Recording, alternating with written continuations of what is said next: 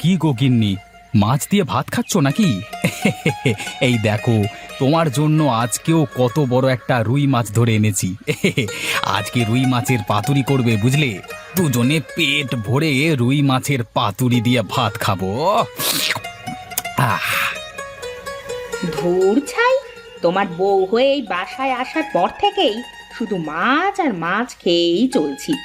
বলি কি, এত মাছ কি খাওয়া যায়?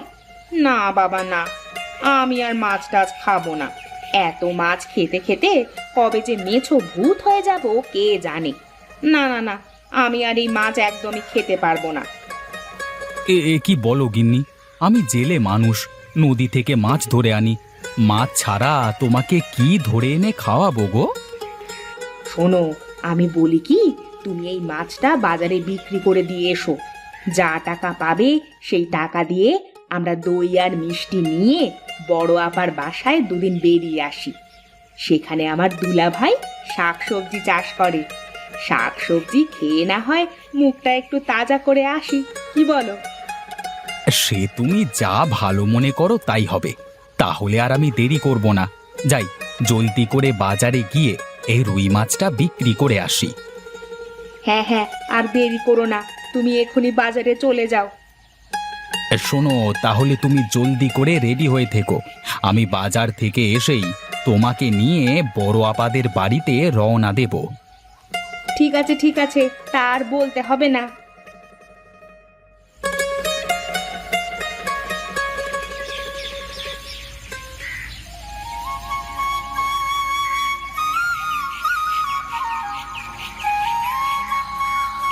আরে রতন মিয়া যে, উড়ি বাবা, কত বড় রুই মাছ! হ্যাঁ, তা এত বড় রুই মাছ নিয়ে কোথায় যাচ্ছ হেলে তুলে? আগে আর বলবেন না মোড়ল মশাই, বউ মাছ খেতে খেতে একেবারে অতিষ্ঠ হয়ে গেছে, তাই নদী থেকে ধরে আনা টাটকা রুই মাছটা বাজারে বিক্রি করতে যাচ্ছি। তা বেশ তা বেশ, তা মাছটা যদি বিক্রি করো তাহলে দাম কত চাচ্ছ? যদি দামে মিলে যায় তাহলে আমি তোমার এই রুই মাছটা কিনে নেব। বলো, তোমার এই রুই মাছের দাম কত?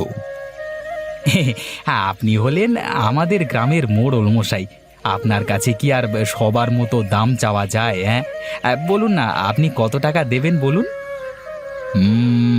মাছটা তো বেশ বড়ই দেখা যাচ্ছে, আমি তোমাকে 200 টাকা দেব। যদি হয় তাহলে মাছটা আমাকে দিয়ে যাও।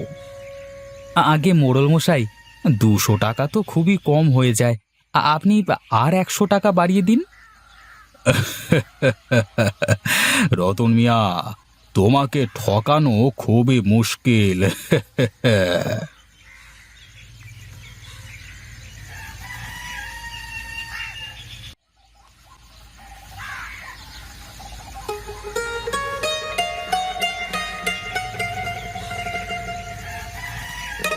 আরে বাহ, হ্যাঁ তোমাকে তো শাড়িতে দারুণ লাগছে গো গিন্নি।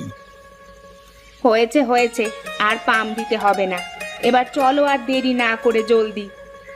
আরে হ্যাঁ হ্যাঁ, বেশি দেরি হয়ে যাচ্ছে, এই চলো চলো এবার যাই তাহলে।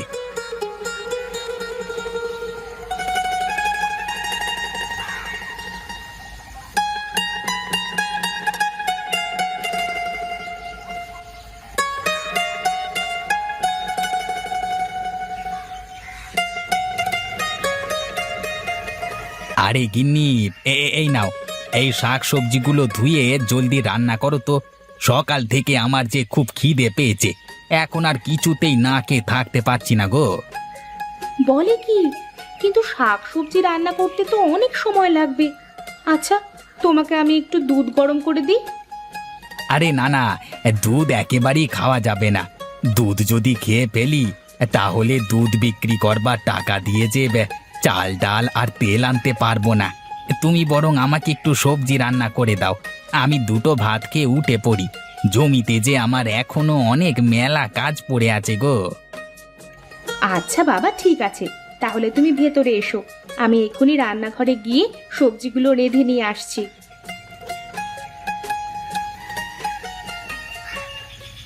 ওহ, সেই কখন থেকে হেঁটেই চলেছি, পথ যে আর শেষই হচ্ছে না। ও গিন্নি, আর কত দূর তোমার বড় আপার বাড়ি? আরে হাঁটতে হাঁটতে তো পা একেবারে ব্যথা হয়ে গেছে গো। আরে এই তো চলে এসেছি, আর একটু পথ পাড়ি দিলেই বড় আপার বাড়ি।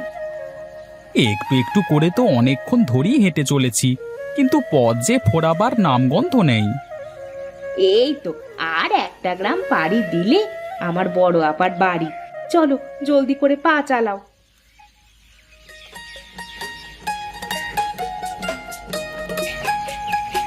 আহা গিন্নি, তোমার হাতের সবজি রান্না খেতে যা লাগে না, একবার খেলে বারবার খেতে ইচ্ছে করে। তোমার যতটুকু ইচ্ছে ততটুকু খাও, আবার না হয় পরে রান্না করে দেব, কিন্তু পেট ভরে খাবে, বুঝলে? ঠিক আছে গিন্নি, তার বলতে হবে না, পেট ভরেই খাবো। হ্যাঁ, পেট ভরে না খেলে যে আবার জমিতে কাজ করতে পারবো না। তোমার তো সবজি দিয়ে ভাত খেতে ভালোই লাগে, কিন্তু আমার যে এসব আর খেতে ইচ্ছে করে না। আমার একটু ভালো মন্দ মাছ মাংস খেতে ইচ্ছে করে। ইস, আজ কতদিন হলো মাছ দিয়ে পেট ভরে ভাত খাই না। চিন্তা করো না গিন্নি, তোমার জন্য আমি আজই বাজার থেকে মাছ নিয়ে আসবো। আরে ছোট, তুই? তোরা আবার কখন এলি? আয় আয়, ভেতরে এসে বস। কেমন আছিস তোরা? এই তো আপা, আমরা ভালো আছি। তুমি ভালো আছো তো? দুলা ভাই, আপনি কেমন আছেন? আয় তোরা ভেতরে আয়, তোদেরকে আমি লেবুর শরবত করে দিচ্ছি।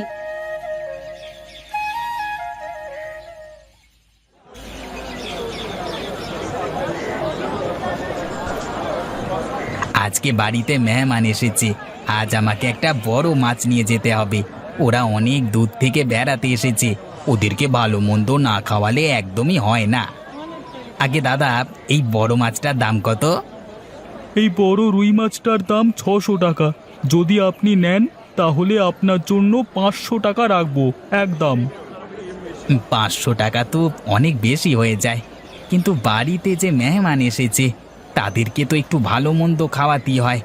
আচ্ছা, আপনি মাছটা আমাকে এই ব্যাগে ভরে দিন কেমন?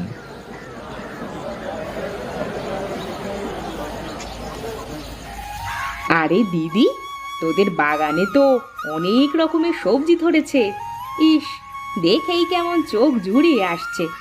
না জানি খেতে কতই না মজার সবজিগুলো। আরে এত ধৈর্যহারা হোস না ছোট, বেড়াতে যখন এসেছিস তোকে অবশ্যই সবজি আমি রান্না করে খাওয়াবো। সত্যি বলছো তো দিদি? জানো কতদিন ধরে তোমার হাতে রান্না খাই না। খাস না তবে আজ খাবি। চল এবার বাড়ি চল।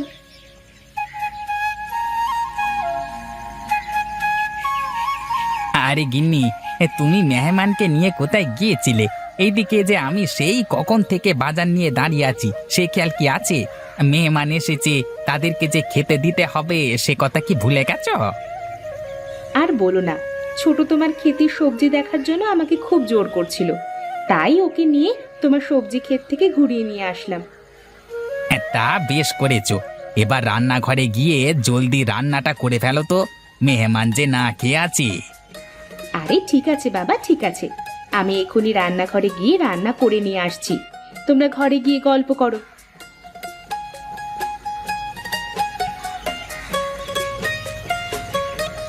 যাক বাবা, কত বছর পর তাহলে মাছের একটু মুখ দেখলাম। সেই কবে যে শেষবারের মতো মাছ খেয়েছি সে কথা যে মনেই পড়ছে না। আজ মাছের ঝোলটা খুব কড়া করে রাঁধবো, এরপরে সবাই মিলে মজা করে খাবো।